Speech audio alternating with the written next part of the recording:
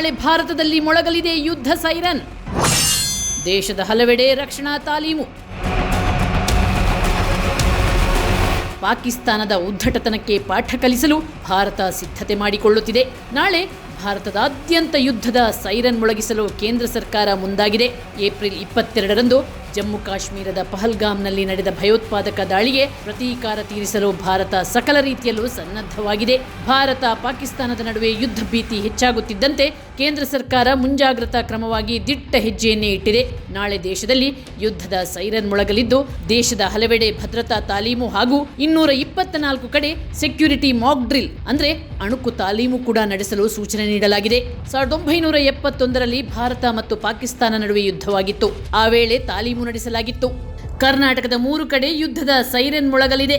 ಸಂಜೆ 4 ಗಂಟೆಗೆ Mach drill ನಡೆಯಲಿದೆ.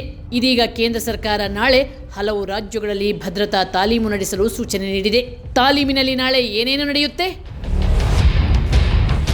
ಯುದ್ಧದ ದಾಳಿ ಸಂದರ್ಭದಲ್ಲಿ ಜನರು ತಮ್ಮನ್ನು ತಾವು ಹೇಗೆ ರಕ್ಷಿಸಿಕೊಳ್ಳಬೇಕು ಎನ್ನುವುದರ ಬಗ್ಗೆ ಕಾಲ್ಪನಿಕ ತುರ್ತು ಪರಿಸ್ಥಿತಿ ಸೃಷ್ಟಿ ಮಾಡಿ ಅಣಕು ಪ್ರದರ್ಶನ ಮಾಡಲಾಗುತ್ತೆ. ಶತ್ರುಗಳು ವಾಯುದಾಳಿ ಮಾಡುವ ವೇಳೆ ಸೂಕ್ಷ್ಮ ಪ್ರದೇಶಗಳಲ್ಲಿ ಯುದ್ಧ ಮಾಡಲು ಸೈರನ್ ನಿರ್ವಹಣೆ ಖಚಿತಪಡಿಸಿಕೊಳ್ಳಲಾಗುತ್ತೆ.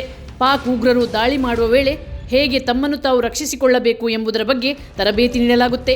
ಶತ್ರುಗಳಿಗೆ ನಮ್ಮ ದೇಶದ ಊರುಗಳು ಪತ್ತೆ ಆಗಬಾರದು ಎಂಬ ಕಾರಣಕ್ಕೆ ನಾಳೆ ತಾಲೀಮು ಸಂದರ್ಭದಲ್ಲಿ ದೇಶದ ಎಲ್ಲಾ ನಗರಗಳ ಹಳ್ಳಿಗಳ ವಿದ್ಯುತ್ ಕಡಿತಗೊಳಿಸಲಾಗುತ್ತೆ. ರಾತ್ರಿ ವಾಹನ ಸಂಚಾರ ಕೂಡ ಸ್ಥಗಿತಗೊಳಿಸಲಾಗುತ್ತದೆ. ದೇಶದ ಪ್ರಮುಖ ಸ್ಥಾವರಗಳನ್ನು ಶತ್ರುಗಳ ದಾಳಿಗೆ ತುತ್ತಾಗದಂತೆ ನೋಡಿಕೊಳ್ಳಲಾಗುತ್ತದೆ.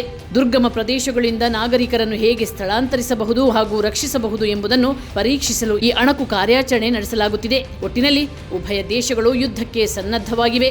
ಆದರೆ ಯುದ್ಧಕ್ಕೆ ಮುಹೂರ್ತ ಮಾತ್ರ ಇನ್ನೂ ಫಿಕ್ಸ್ ಆಗಿಲ್ಲ.